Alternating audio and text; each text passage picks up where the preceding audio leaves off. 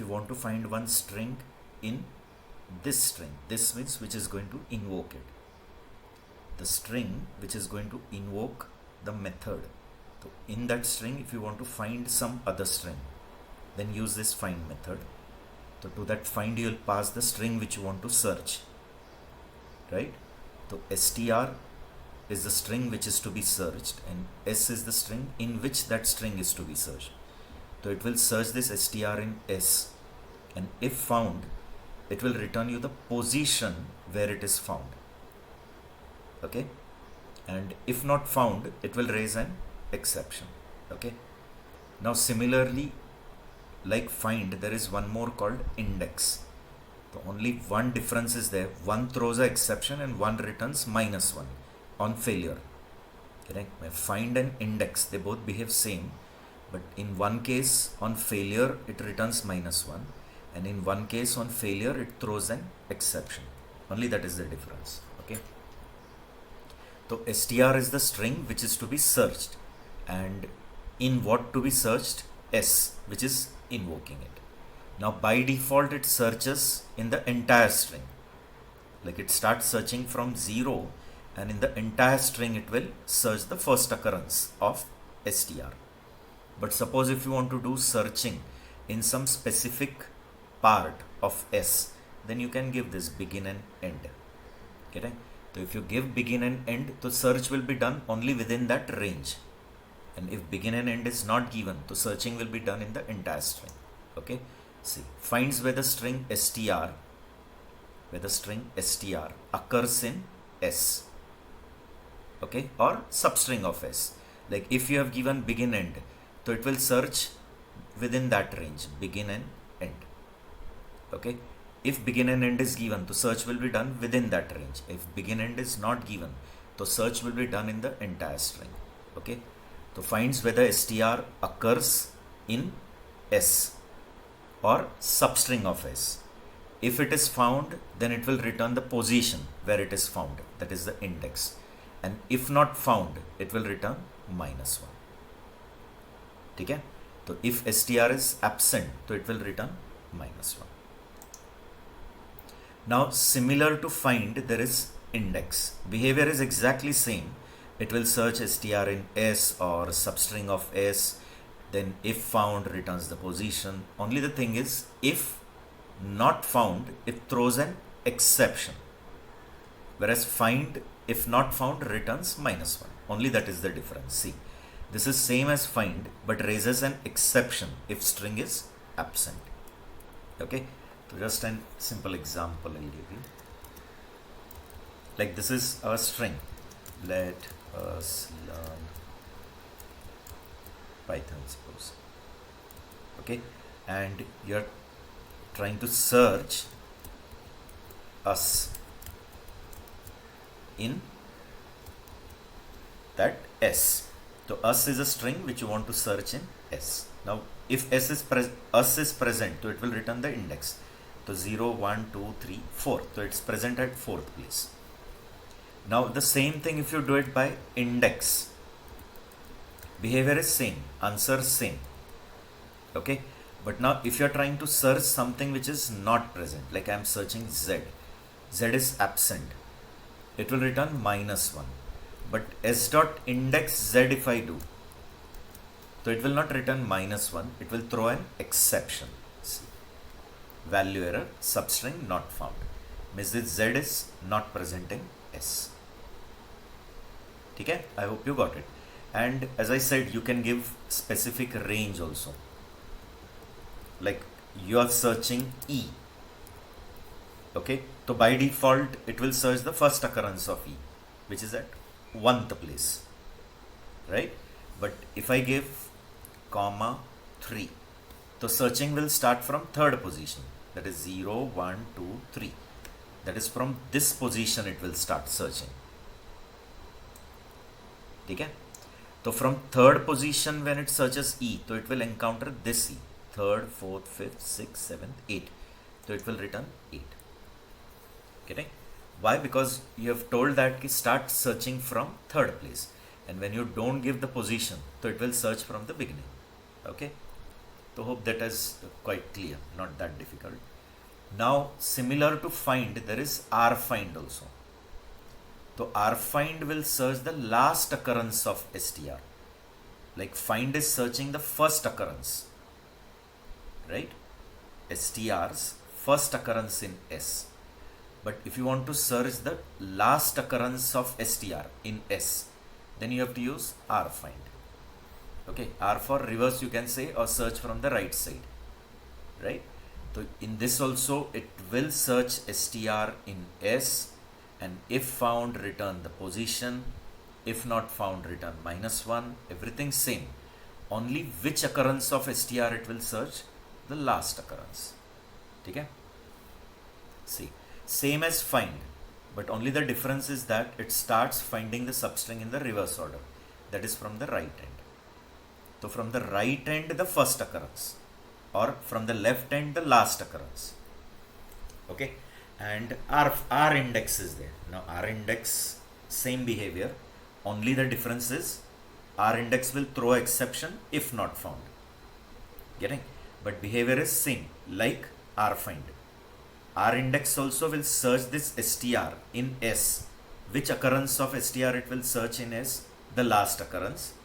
And if not found, this will throw exception, whereas rfind doesn't throw an exception. It just returns -1. See, same as index, but only the difference is that it starts finding the substring in the reverse order.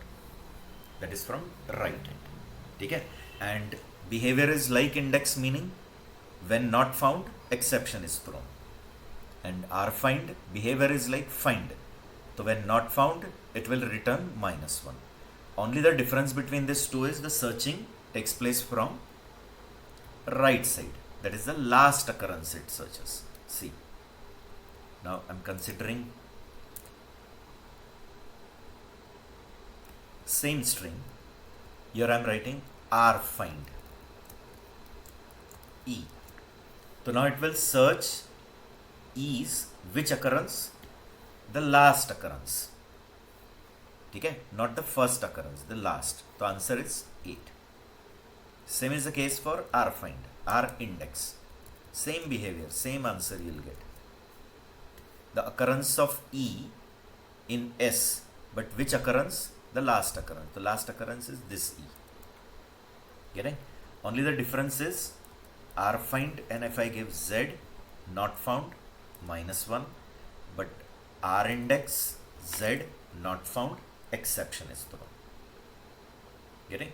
And in this also you can give the range in which you want to search it. If you don't give range, it is going to search in the entire string. Getting? No? If the range is not given, so the search will take place in the entire string. Okay? So I hope you are understanding this all 4 methods. Is it?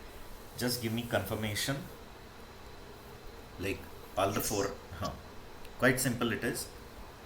Only just remember, index throws an exception, find returns -1 on failure. Okay? And r index and rfind are only going to search the last occurrence, or the first occurrence from the right side. From right side first occurrence, or last occurrence from the left side. That way you can remember. Then next is starts with.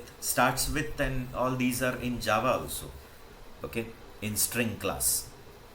I hope those who know Java, they might be able to relate it. Like in Java, instead of index, there is index of.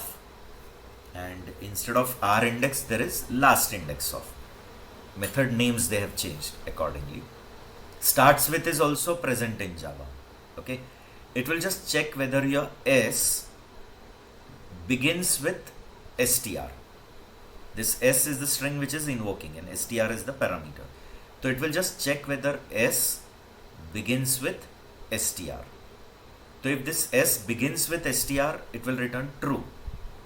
Otherwise it will return false. Okay?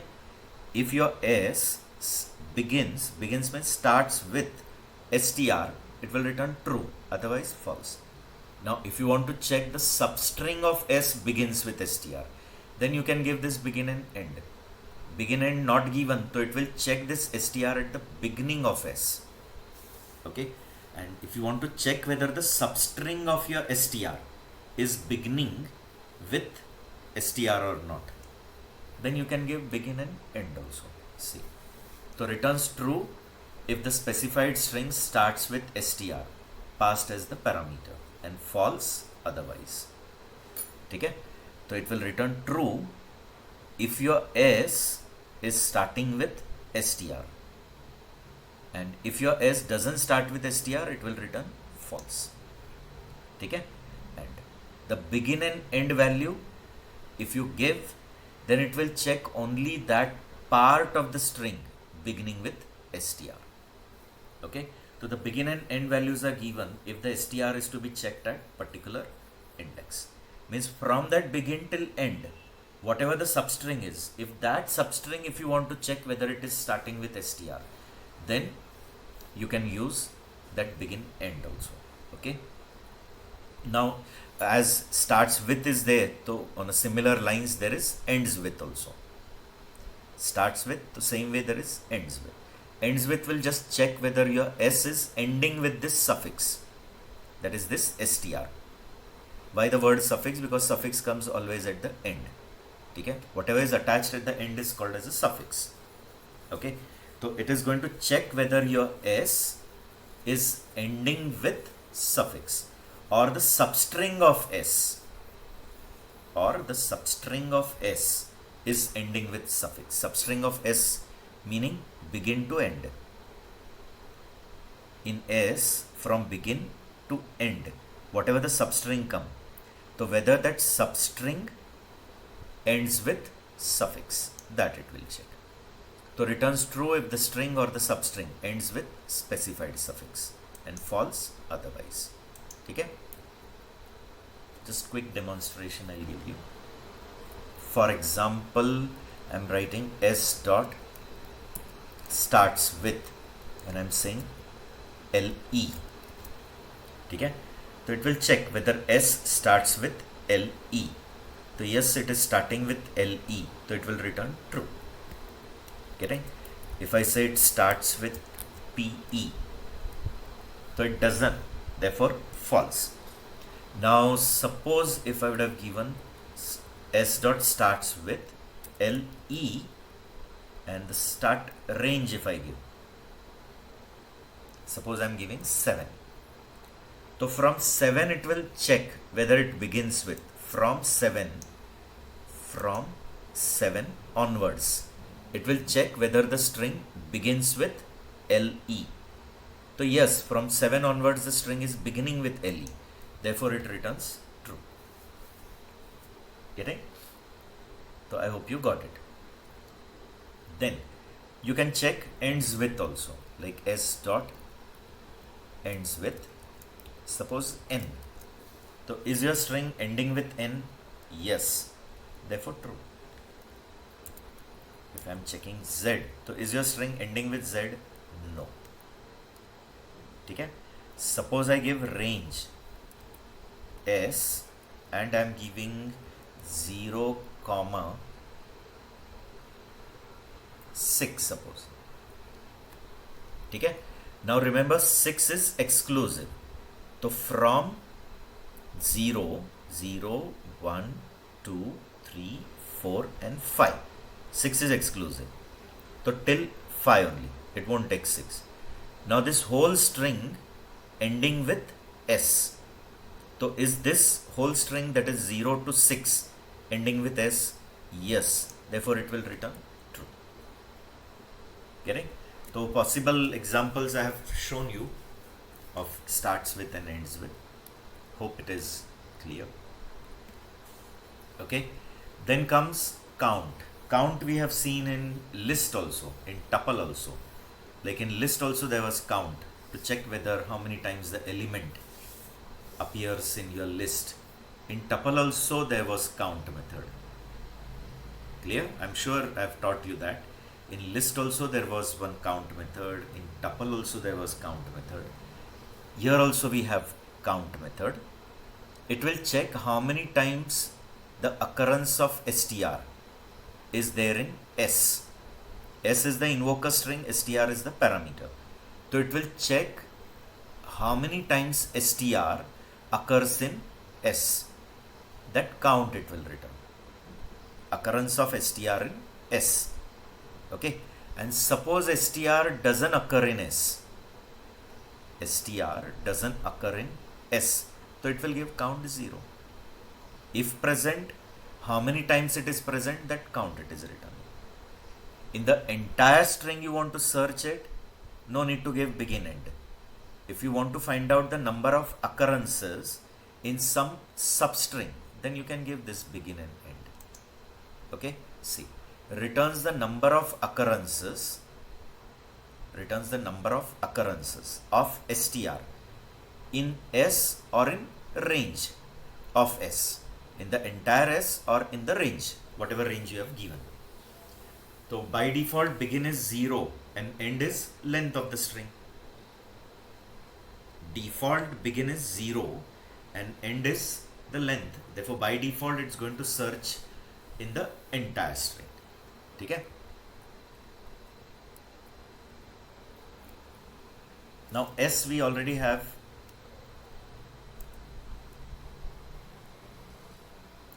Not only a letter, I can take some other string like this. If I am saying variable is a variable whose value is name of a variable. Okay, and I'm checking s dot count variable. So how many times variable appears? It's appearing 4 times. See, var, var, var, var. So as it is appearing 4 times, it is giving you count 4. Now we didn't give the range, right? And therefore it is counting in the entire string.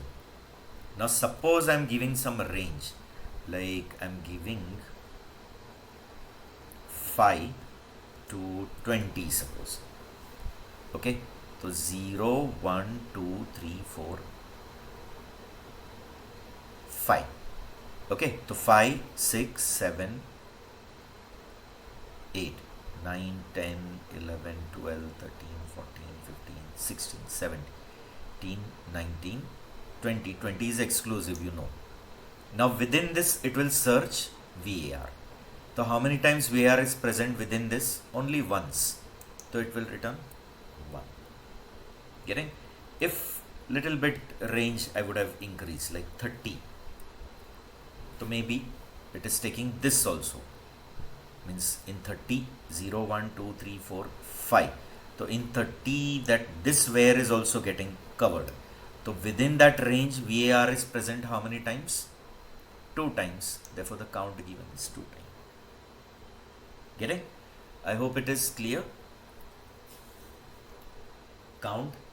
So what it is doing, it is searching str. How many times it is appearing in S, and as many times str is appearing in S, that count it is returning. Okay.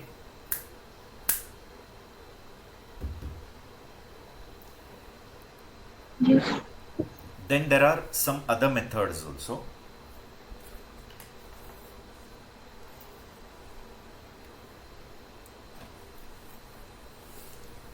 Next is replace method. Replace. Now what replace will do is, it will search old in S. Okay, means in S it will search this old string, and wherever this old is appearing, it will replace it with new. Okay, and returns you a new modified string. S doesn't change. Means S will remain intact. It will not modify S, which I told you yesterday. String is a immutable class, unchangeable. You cannot modify the original string. Rather, you'll create a new string object. So in this S, it is going to search old, and wherever old is present, it is going to replace it with new. Okay? So in S, it will search old, and wherever old is present, replace it with new and return you the modified string. Okay, and you can tell maximum how many replacement to do. If you don't give this, so it will replace in the entire string. In the entire string, as many times old is occurring, it will replace that old with new and return you the modified string. Okay, but if you give max count, so it will do only that many replacement. Like if max given is 2, so in S it will search old and replace it with new, but how many times? As much as the max count. Means only that much maximum replacement it going to do. Okay, and if you don't give max, the entire string replacement is done.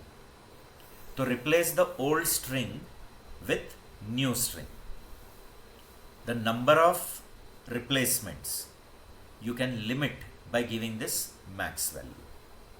If you don't give this max value, all are done. When all replacements are done, like as many times old is occurring, everywhere new is replaced. Okay,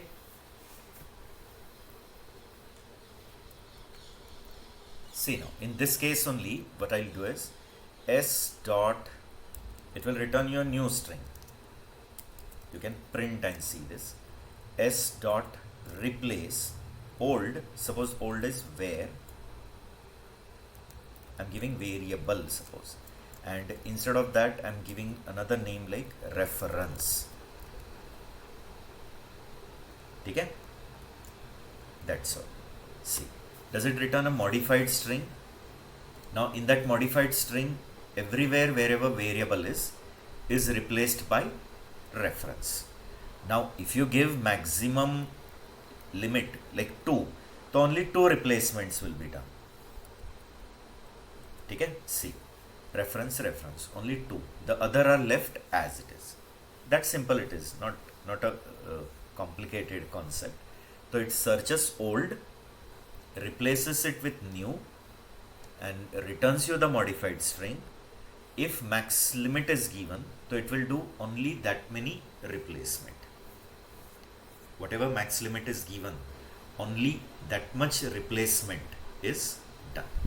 Okay, so hope it is clear.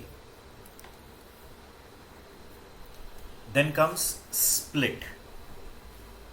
Okay, now what this split does, like, so split will divide your string S into different chunks. Chunks means pieces.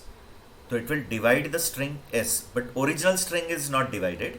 It returns you a new list of chunks. Original string remains same. But what this split does is, it will divide your original string S into different chunks. And then it returns a list of chunks. Chunks means pieces, parts, pieces, chunks, whatever you can call it as. So all that parts of your string S are returned as a list. It returns a list. Now if separator is not given, so it will always split at the place of space. Means wherever space is encountered, at that place it will split your string. Okay, and all the splitted pieces, that is splitted chunks or parts, it returns as a list. And maximum how many splits to do? Okay, like if you give max as 1, so 1 split will take. 1 split means your string is splitted into 2 parts. 1 split means 2 chunks you'll get. Max 2. So 2 splits means 3 chunks. First split and second split. So when 2 split occur, so your string is splitted into 3 chunks. So that 3 chunks list it returns. Getting? See, first I'll give you the illustration. Like S is equal to, as I said, let us learn Python, and I'm writing L equal to S dot split. I'm not giving the separator, I'm not giving the max split. Okay, both I'm not giving. So by default it is going to split at space only. When we don't tell the place separator where to split it, see, So it will take space. So your string is going to get splitted at the space. So first space, everything before it, and after it till the next space. Again, from that place till next space. So let us learn and Python. This way you'll get 4 splits. See, print L if I do, see, you'll get 4 split. One is let, one is us, one is learn, and another is Python. Getting on? Clear? Now, maximum how many splits you want, that too you can tell here. That is max split equal to, suppose I give 2. So it is going to split this into 2 splits. My maximum 2. So one split let and second split at us. So remaining, the whole remaining string is returned as 1 token. See.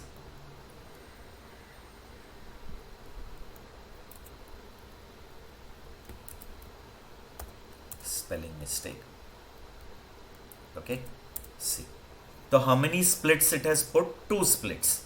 So first split was at this space and second split was at this place. So first space, before that 1 token. From that space till next space, second token. And from there the entire remaining string as the last token. The whole remaining string will be 1 token. Getting? Because of number of splits. Like if number of split is 1, so only 1 split will take place. So 1 split means at this space. So let, and the whole remaining thing is second split. See, print L.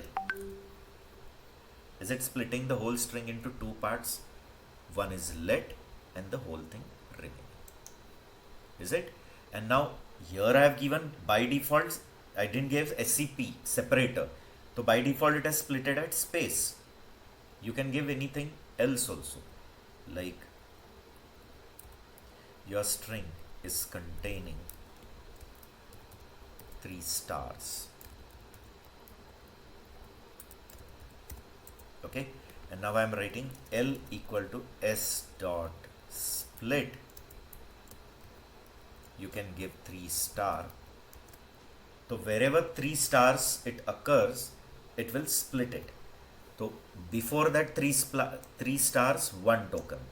From after that 3 stars till next 3 stars, second token. From that 3 star till next 3 star, third token. That way. So output will be same.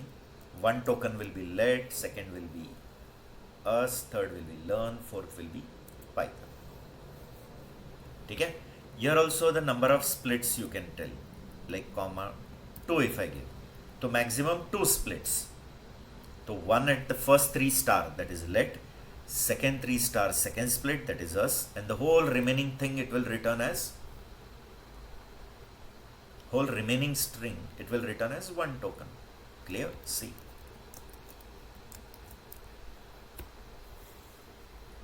Okay. Just remember, max split means how many splits. Okay, 1 you give to your string is splitted into 2 parts. 2 you give to your string is splitted into 3 parts. Clear? Okay. See. So splits the string into many parts. Divides the string. That is the name split. So splits the string into many parts. But at which place does it split? It does the split. But split at what place? At SCP, if you have given. And if SCP is not given, so by default it takes space. Okay. So on the basis of many parts, on the basis of the separator passed as SCP, and returns the list containing the parts of the string. Okay. Then the default value of SCP is any white space. Default when you don't give. And if you want, you can give the separator. And this max parameter tells what? Maximum how many splits to do. Okay. Means the number of splits. Now there is R split. Now R split and split behaves exactly same if max is not given. Till you don't give max, the work is same. But if you give max, that is maximum number of split. So the splits counting it will do from the right side. Clear? I'll tell you.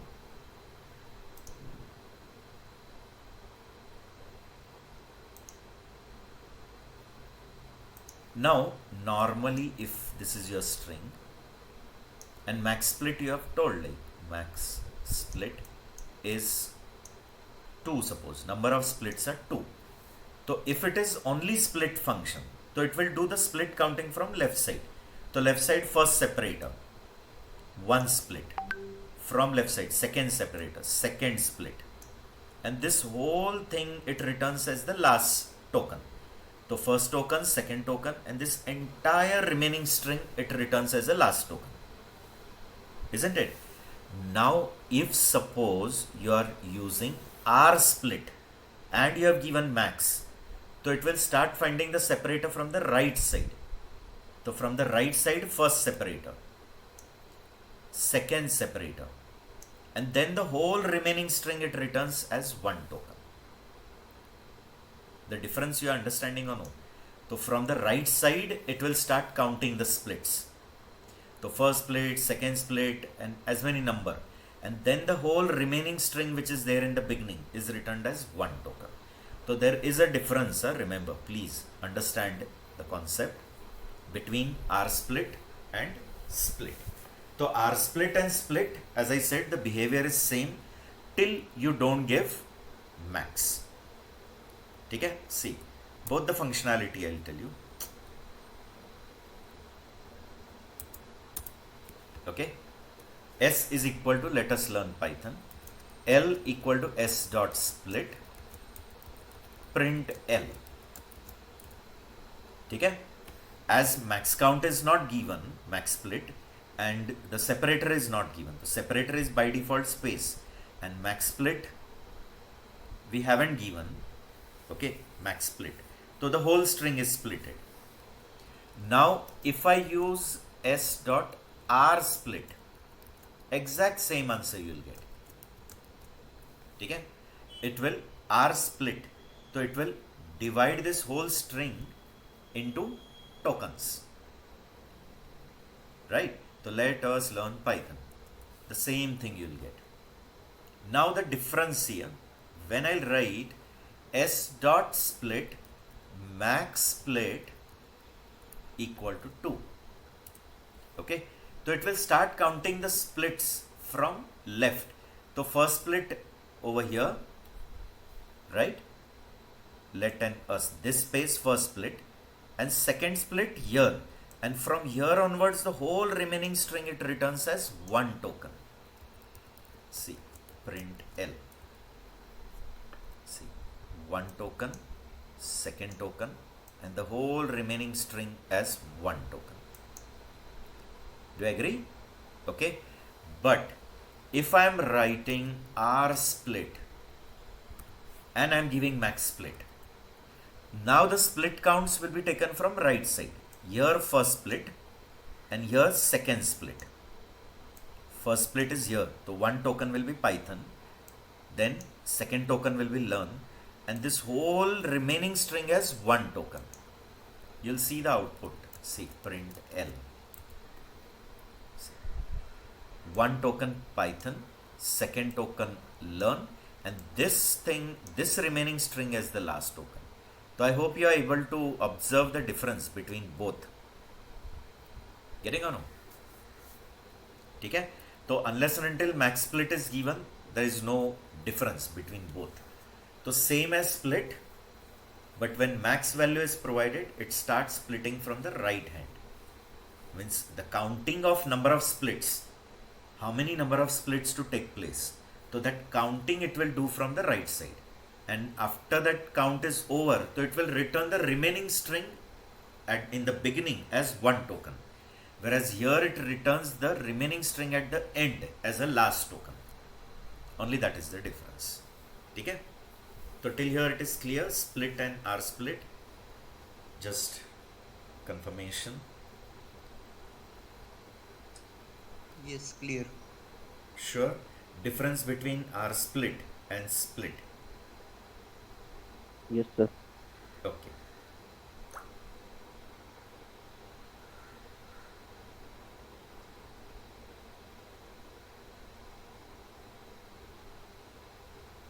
Okay.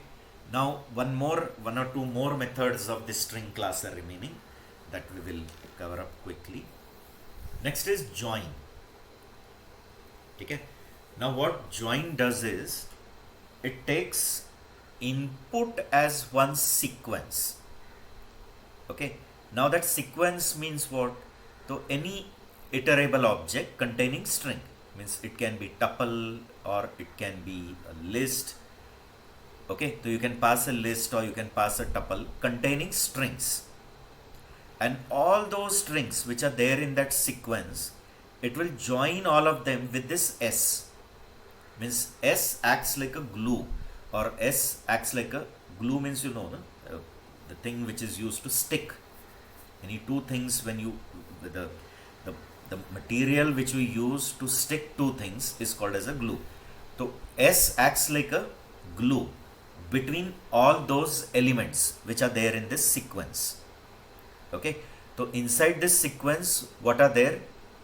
Many strings are there, and all that strings will be joined with this S, and it will return you a single string. Okay, so one single string will be returned, right? See.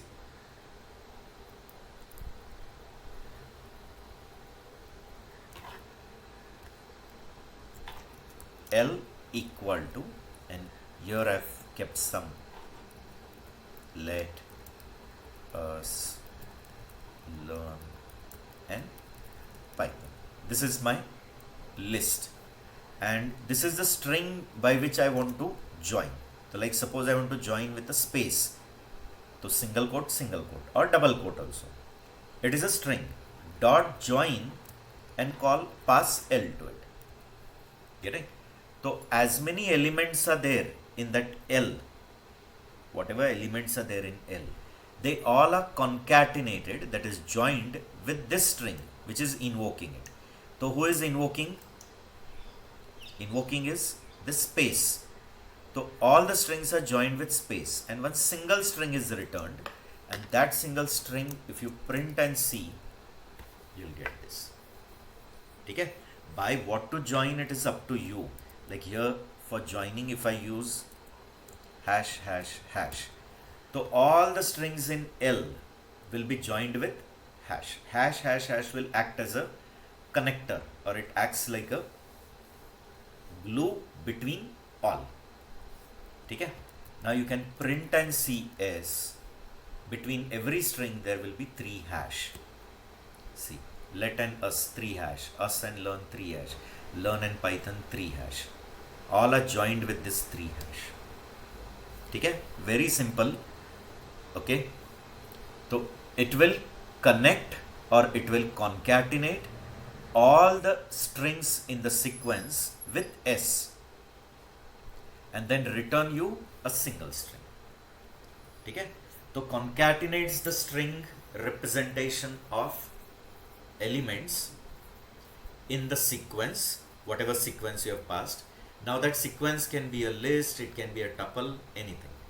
So all the strings which are there in the sequence, all those strings present in the sequence are concatenated, and you get a single string. But the concatenation is done by, means who is acting as a binding factor, or who is acting as a connector? This S. Getting? So concatenates the string representation of the elements in sequence into a string with separator S. Okay? Hope it is clear. Right? All of you? Yep. Okay? Simple concept. Now this join and all is there in JavaScript also, like those who have done JavaScript, you might be knowing. There also similar method is there. Okay? Lot of similarities are there between other languages and all. Now one last function we have to see, that is encode. Now I'll teach encode, but you should know it. Corresponding decode is also there. Okay?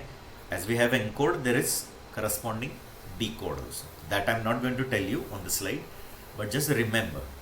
Okay. Now encode is for translating one string into another by using some translation algorithm. And which translation algorithm is to be followed, that you have to give here in encoding scheme. This concept in networking, if you have learned computer networks and all, data communication, computer network, there you might have studied all these concepts. Okay. So this encoding equal to, and here what you write, that is the policy of encoding, by which principle the translation is to be done. Okay. So it will translate your string S into some other string. String S gets translated into some other string, but by which translation algorithm or by which translation policy, that you give here. Okay, encoding equal to. One is very simple, that is ASCII. So in that case, what it does, it keeps all things as it is. Means those characters which come in ASCII set, it will keep it as it is. Those which are not in ASCII set, like those which are in Unicode set, so it will replace them with Unicode. Get it? But there are many other encoding policies also, like UTF, UTF-8, UTF-16, ISO 859-1, many are there. So all I cannot enlist it. For that you need to search what are different encoding policies. Now generally when to use this, whenever the string transmission is going to take place, like later in your advanced Python and all. Okay, if you're planning for advanced Python concepts to learn, so in that you learn networking in Python, like you can do socket coding in Python. Okay, so when you are trying to communicate between two programs which are present on two different machines, and these programs are sending some string and receiving, so it becomes very good practice to send the string first by encoding it instead of sending the string as it is. A normal networking policy, when you are sending some information, so you first encode it and then send it, and the receiver side, when it receives it, it will decode it and then use it. Get it? So I hope the basic concept you got it.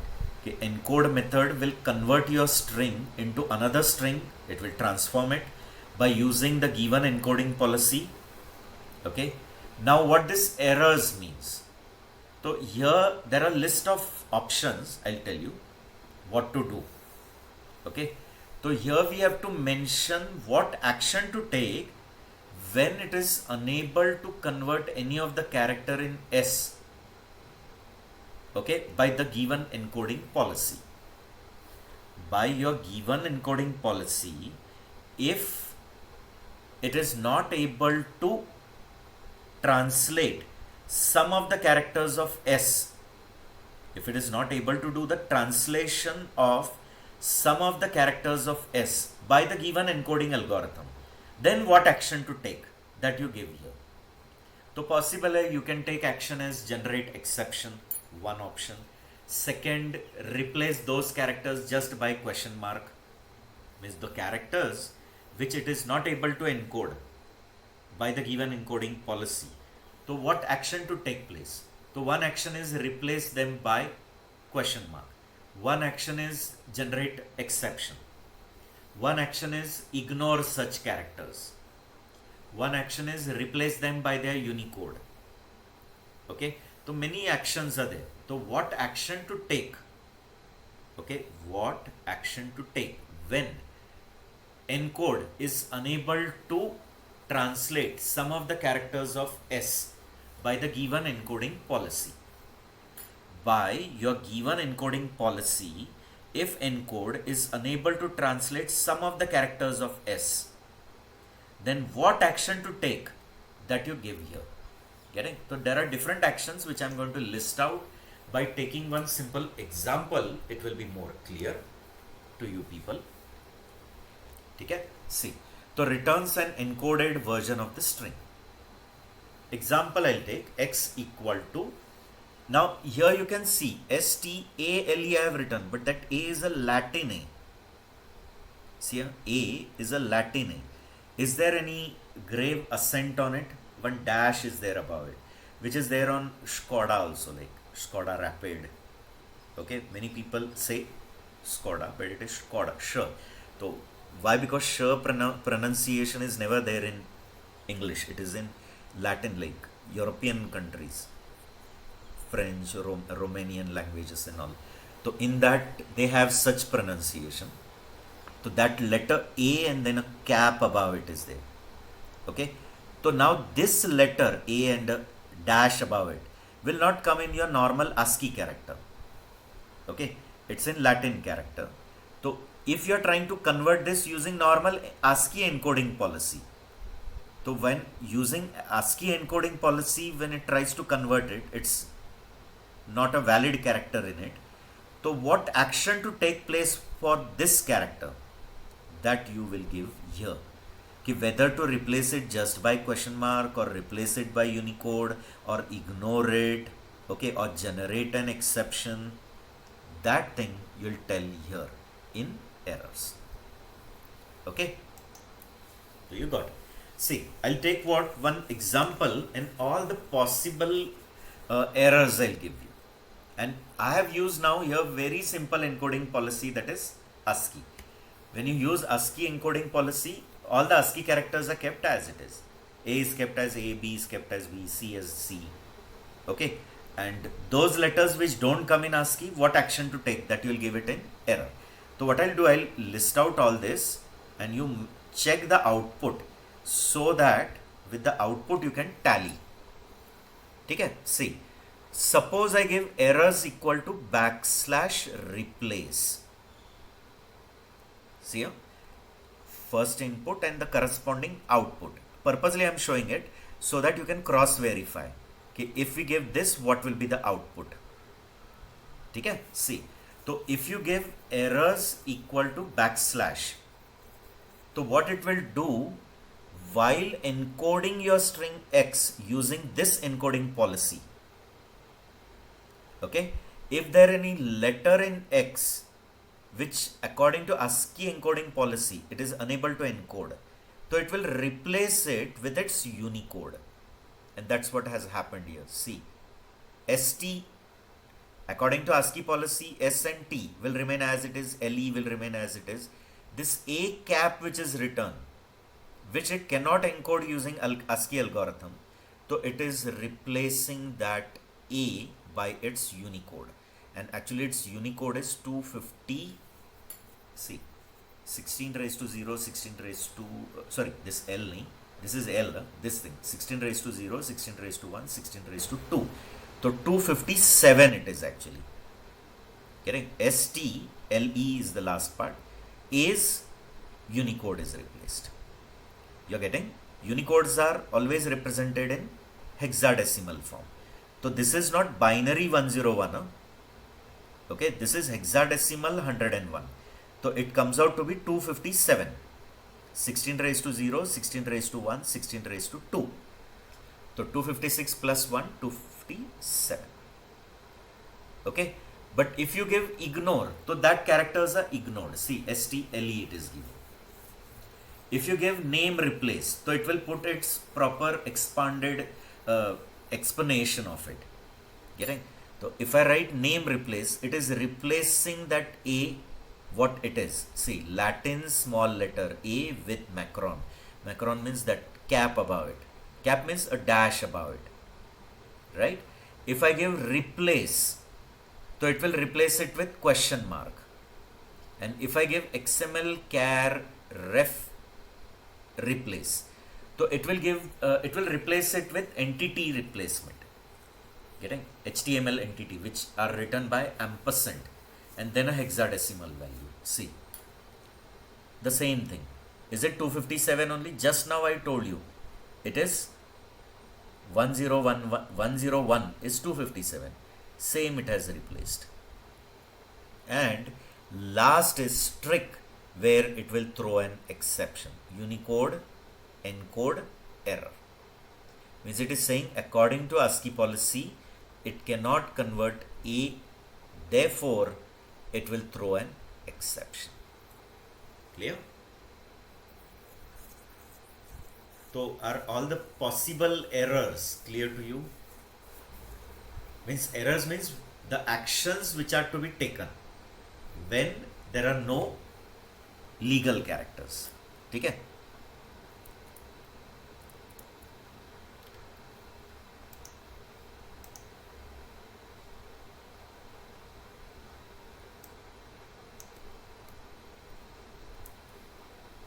This string will take, before that, suppose I take a very simple string, hello, okay, and print s dot encode, okay, encoding policy, it is by default UTF-8, suppose I use ASCII, okay, and errors by default it is strict, right?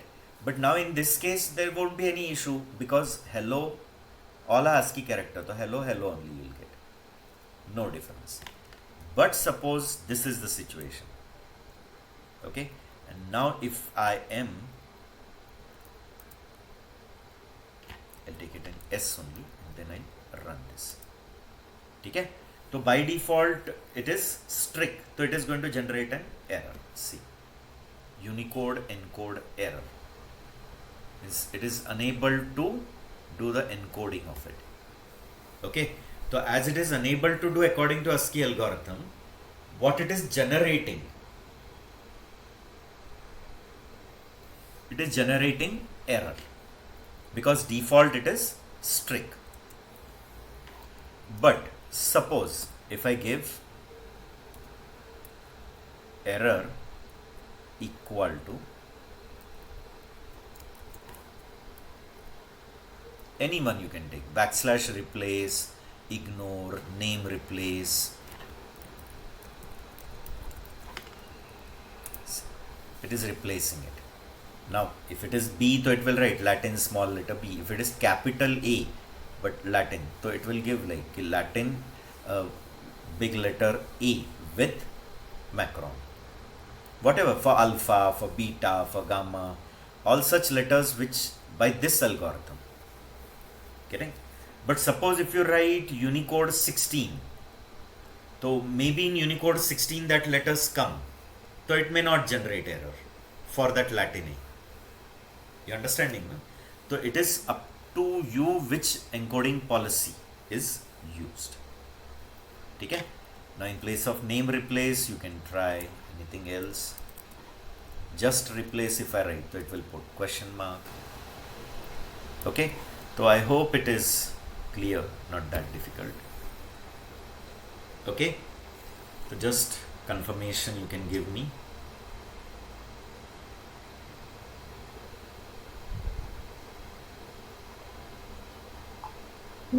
Yeah. Clear. Okay. Yes, Then sir. we will be starting with a new topic, one last topic of this chapter, that is regular expression. Regular expression are needed practically also, okay, in field of file automation or directory automation, many places it is needed. Okay. What is regular expression, that I'll tell you. Now some might have done regular expression in JavaScript also, if you have learned JavaScript in your life. Even Java also supports regular expression. Okay. Now both of you have different engineering background. Like if it is computer engineering, so those people have one theory of computation. So in that some machine design also this regular expression come. So what is an regular expression? That I'll tell you. The regular expression is a string. That regular expression is itself a string, and that string is representing some pattern. Okay, means it is not a normal string what you write hello world and whatever. It is containing some special symbols and all, and using those special symbols we have constructed the string, and this string is representing some pattern. and then that pattern you'll match with different strings. So you have many different strings. So we'll just try to check whether these strings follow this pattern or no. Getting? So if this string is following that pattern, you'll get true, and if not, you'll get false. But to check whether your string is following this pattern or no, there are some regular expression functions given by Python, and all that functions are present in one module called RE. RE is the name of a module, and RE module come along with your standard Python installation. You don't have to install anything for this. Your standard Python installation only contains this. Okay, so you have to import this RE, and then this RE module is having some 2-3 functions which we'll be using for doing this work. Getting? So re.match is there, suppose, or re.search is there. So that functions will check whether your string is matching the pattern or no. So if your string is following that pattern, it will return true. If your string doesn't follow the pattern, it will return false. Okay, but what does RE represent? That is clear. So RE represents a pattern. Okay, it's a string, but that string is representing a pattern, and then that pattern you'll use to match with other strings. So you have abundant of strings, and all that strings you want to check whether they follow this pattern or no. So if your string is following that pattern, you'll get true, otherwise you'll get false. Okay, so many places, like if you want to do pattern matching of credit card number, like you want to check the credit card number should be exactly 16 digit at a group of 4. After every 4 there should be a space, or there should be dash. Okay, UID, that is Aadhaar number you want to match, or you want to match email ID. Okay, or you want to match website name. So if anyone has given website name, so it should match the proper pattern. There is the domain name, then dot, then co, or that co.in or .com. To whenever you want to match such pattern, getting, like phone number you want to match, is it exactly 10 digit, and is it starting with 7, 8 and 9 only? Getting? Example conditions I am giving. So to match such strings, we can build pattern, and then these patterns will use to match with the other string. Okay, now as I said, for doing that pattern matching, Python has given different functions, but those all functions are present in one module called RE, and to use those functions you have to import that module. You have to write import RE, and then we can use it. In the past, like I have told how to import math and then use math functions. Okay, so a regular expression is a string that represents a pattern. Okay, it itself is a string, therefore regular expression is an extension of string topic only. So it comes under string data type, right? So it's a string, and that string is representing a pattern. Example, suppose I'm giving this as a pattern. Just check. I've put a caret, then C, then dot, then T, and then a dollar. I'm just giving an example, don't worry. We are going to see the rules of creating pattern. Okay? The rules of creating pattern we are going to see in the next coming slides. Okay? Now just as an example I've taken. Okay? Now whenever you write in the pattern caret, okay, in the pattern, if you write at the beginning caret, so it is going to match this whole thing C.T with the other string, but at the beginning. It will match at the beginning. And when you write dollar, it will match at the end. Getting? So now actually what this pattern represents, that I'll tell you. Okay? So caret, whenever I write, the pattern matching is done at the beginning. Dollar, when I write, the pattern matching is done at the end. Dot indicates any one character. Okay? Whenever we write dot, so dot represents whom? Any character, but any one character, only one. but any one character. Okay, so now what it will do, it will match your strings whether they follow this pattern or no. So you are having different strings and you want to check whether your string is following this pattern or no. Getting?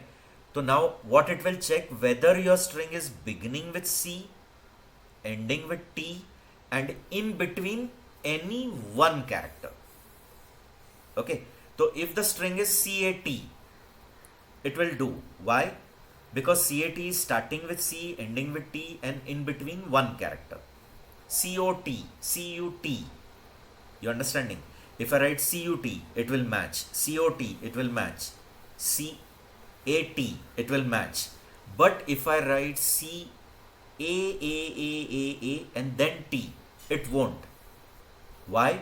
Because in between many A's have come. Dot represent only one character. Okay. Now CAT when I write, instead of that CBT also if I write, will work. You understanding? CBT will also work. Why? Because B is one single character and dot represents any one character. Clear? See. So just quick explanation I have given. Okay, this is a pattern, okay, to match all strings. It's a pattern to match all strings which are of exactly how many length? 3 length. Okay? So it is exactly 3 length only. Why? Because dot represents only one character. So first place C, last place T, in between any one character. C. So pattern to match all strings of exactly 3 length starting with C. Why? Because before C caret is there. So it will match it at the beginning. Then after T dollar is there. So whenever after anything if dollar come, that thing is matched at the end. So it is going to match at the beginning C, at the end T, and dot represents any one character. Getting? So now suppose CAT come, CUT come, COT come. They all match. Are they all matching with the pattern? Yes. Because all these are beginning with C, ending with T, and in between exactly one character. But these are all invalid example. See CT. CT. So in between there is no character only. But dot represents exactly one character. So there is no character. CUT, C is capital C at the beginning, whereas you are matching small c. COOT, more than one character has come, and dot represents only one character. Getting? So I hope you got it. So I have given some examples. This is one example. This way you can build many such patterns. And how to build patterns, I'll tell you the rules of building pattern. Now Python library has given you some functions for regular expression. So there are regular expression functions which what they do, they take the pattern and they take the string and they check whether the string follows the pattern or no. If your string follows the pattern, it will return true. Otherwise, it will return false. Getting? See. So what does the regular expression function do? It will take two things, one a pattern and another a string, and it will check whether your string follows that pattern or no. If your string is following that pattern, it will return true. Otherwise, it will return false. Okay? So till here, is it clear to you? The basic idea you might be getting, and all those pattern matching functions we are going to learn. Okay, all those functions we have to discuss one by one. Okay, now what all facilities this regular expression give, that I'll tell you quickly. Regular expressions give three main facilities. Okay, first facility is pattern matching. Means it will match the pattern with your string. Match the pattern with your string. And if your string is following that pattern, true. Otherwise, false. One. Second, replacement. Okay. So it will match the pattern in your string. And wherever the pattern is matched, it will replace it with something else. You understanding? The work becomes so easy with this. Okay. So if you have a very big string and you have a pattern, so you want to check wherever the pattern is matching in my string, and wherever the pattern is matching, there I want to do the replacement with something else. So that too you can do. Okay. This is your string. Okay. This is the pattern. Now you want to check where the pattern is matched. Whatever the pattern is, you have constructed a pattern. Like just now I told, like you have constructed some pattern. You want to check where the pattern is matching. So this is the substring which is following that pattern. This is another substring which is following that pattern. This is third substring which is following that pattern. So wherever that pattern is matched, getting? I want to replace some new string. I want to replace new string. I want to replace new string. So that facility also they have given. And the third is, I want to split the string wherever the pattern is matched. Understand carefully. Like this is the whole string. Within that there are patterns, many substrings where the pattern is matching. So if this pattern matches here, split it. Okay. Again it matches, so from that place to the next place, split it and then get the tokens.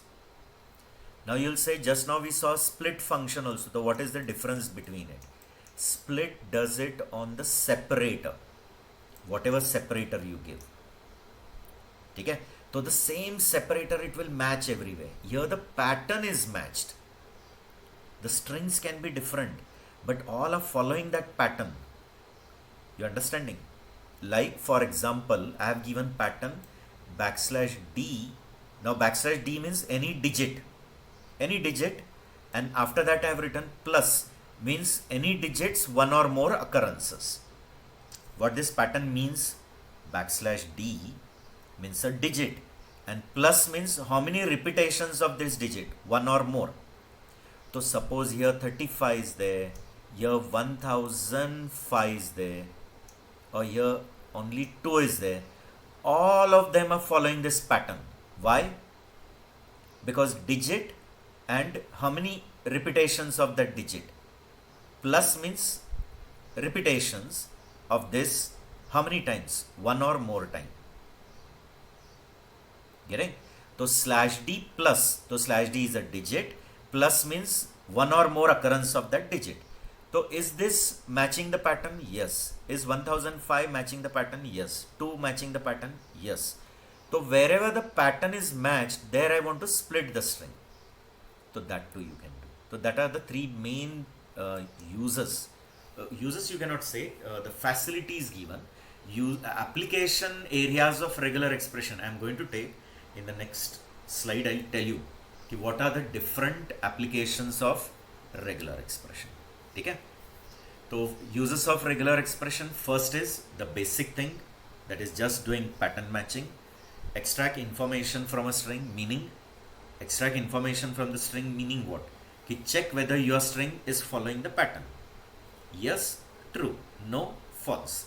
Second facility they have given, that is substituting. Okay. Now substituting means replacement facility. Okay, replacement meaning wherever the pattern is matched in your string, I want to replace it with another string. Because for this also you will say that just now we saw replace function in string, but there it will check the same string present everywhere, no? Old and new. Remember, no? For replace we give old string, and it will search old, and everywhere old it will replace it with new. Getting? So old is fixed, the same thing appears everywhere. Here the pattern is checked. Like see, I have given pattern \d plus, and the replacement I have given 3 star. So it will check in the string wherever this pattern is matched. There it will replace by 3 star. So 35 is matching with the pattern, replace. 1005 is matching with the pattern, replace. 2 is matching with the pattern, replace. Okay? Okay. And the third is splitting. Now here split is done on the basis of not as a separator, as a pattern. So wherever the pattern is found, split your string into chunks. So that facility also given. Okay, so a string into a list of small chunks. Your main string will be divided into chunks. But at which place does it divide? Okay, is it going to divide at the place of separator or wherever the pattern is matched? So in your string, where the pattern is matched, there it will divide it into chunks. Okay. And for doing all these three activity, they have given some functions. Okay. So the functions, built-in functions are there, and all that functions for all three activities, for matching, for substituting, and for splitting, they have given functions, and those functions are present in RE module. Okay. So to use regular expression function, you have to import the module RE, and that module comes with the standard Python distribution. You don't have to install it separately. Okay, there are some libraries, advanced Python libraries, which don't come with the standard distribution. So those you have to install it. Now you'll say how to add it, how to install those libraries in our system. So for that they have given pip command, pip, P-I-P. Okay, Python installation package. Okay, so like in Linux, those who have used Linux, there is yum command, or Ubuntu, those who have used, so in that there is apt-get. So same way here there is pip command, and through pip command runtime from internet it will download and install it in your machine. But when it doesn't come with the standard Python installation, but this regular expression library is already coming with the default Python installation. So to use regular expression function, you have to import this RE module, import RE. Okay, now actually I have to take examples where it is used, but it will be disconnected. Lot of examples are there. So I'll take these examples fresh in the next session, and then only those three functions I have to tell you for doing these three things, like matching, substituting, and splitting. For these three functions are given, that I'll tell you, and then I'll show you how to build RE, and few examples we'll see. Okay, so not much discussion. So with that, then this regular expression will get over. This chapter will get over. Okay, and then we'll be starting with OOP chapter. Right? So tomorrow, if possible, we can take one extra session in the morning. Okay, but I have to ask my other students also. If they also say yes, then it will be hectic. So if they say no, so I'll take your session tomorrow in the morning, and we'll finish up with this, so that in the next week we'll start with OOP. In the next week it will be getting over. Means till next Sunday it will get finished, whatever the remaining things are. Okay. Okay. So for today we'll stop all of you. In the next session I'll give you 7-8 examples of RE, and then these functions, and then some examples. Okay.